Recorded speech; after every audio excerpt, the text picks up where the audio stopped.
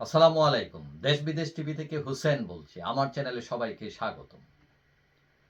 Doctor Yunus গতকাল ১৬ই December বিজয় দিবসে যে বক্তব্য দেন, তাতে আমরা জানতে পারলাম যে জাতীয় ঐক্য প্রক্রিয়ায় নতুন একটি কমিশন গঠন হচ্ছে এবং এই কমিশন জাতীয় ঐক্যমত কমিশন নামে পরিচিত হবে এবং এই কমিশন সকল রাজনৈতিক দল পক্ষের সাথে আলোচনা করে সিদ্ধান্ত নেবে, সুপারিশ দেবে। এখন ৬ কমিশনের চেয়ারম্যান হবেন ডক্টর ইউনূস এবং সহসভাপতি থাকবেন ডক্টর আলী রিয়াজ, এবং তাদের যে মূল বিষয় সেটা সেখানে থাকবে, সেটা হলো নির্বাচন এবং সংস্কার। এখন কথা হচ্ছে যে এর আগেও বিভিন্ন রাজনৈতিক দলের সাথে কথাবার্তা হয়েছে ঐক্য প্রতিষ্ঠার জন্য, কিন্তু আমরা সেখানে দেখেছি যে এটা জাতীয় ঐক্য ছিল না, জাতীয় ঐক্যের নামে বিভক্তির ঐক্য। কারণ সেখানে সব দলকে ডাকা হয় নাই।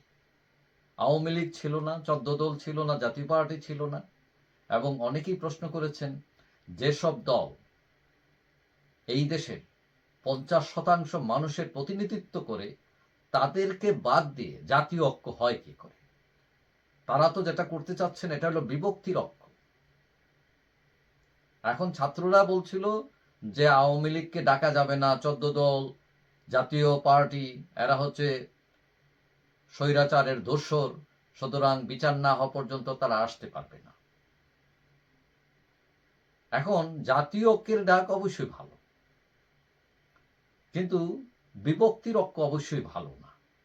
এখন নির্বাচনের ফাইনাল ঘোষণা যদিও আসেনি, বলছেন যে ২০২৫-এর প্রথমে শুরুতে অথবা ২৫-এর শেষে অথবা ২৬-এর শুরুতে।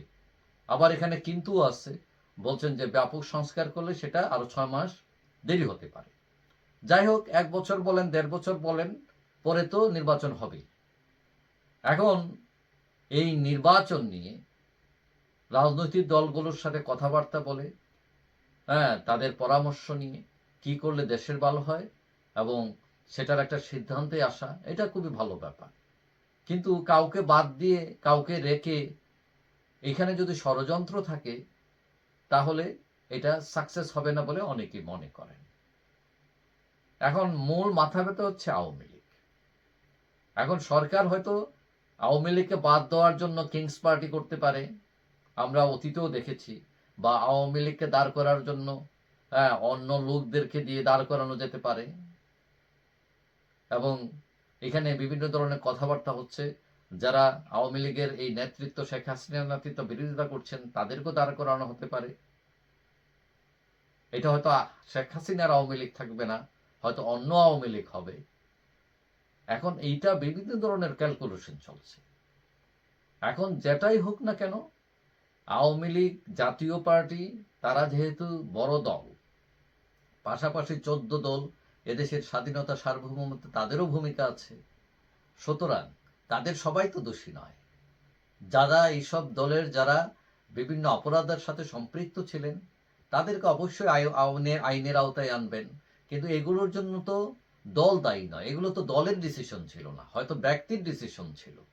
কিন্তু ব্যক্তির ডিসিশনের কারণে দলকে পানিশমেন্ট দেওয়া, একজনের জন্য হাজার হাজার কর্মীকে শাস্তি দেওয়া, বেরোতে না দেওয়া, তাদের কথা বলার অধিকারকে খর্ব করা, তাদের সভা সমাবেশ করার অধিকারকে খর্ব করা, এটা তো ডেমোক্রেসি হতে পারে না। যাই হোক, আশা করি পরে হলেও এই সরকার হয়তো বুঝেছে, এবং এই যে জাতীয় ঐক্যের ডাক দিয়েছে, সেখানে আশা করি তারা ওই 50%কে রেখে 50%কে ডেকে যে নীতি, ওই নীতি থেকে সরে আসবেন। কথা বলতে তো কোনো অসুবিধা না, একজন যদি শত্রুও যদি একটা ভালো কথা বলে তা গ্রহণ করতে অসুবিধা কি? তো রাষ্ট্রের জন্য কল্যাণকর যদি কোনো প্রস্তাব আসে, সে যেই দেখ, তাতে অসুবিধা তো হওয়ার কথা না। যাই হোক, সবাই ভালো থাকবেন। আশা করি দেখা হবে অন্য কোনো ভিডিওতে, ইনশাআল্লাহ। আল্লাহ হাফিজ।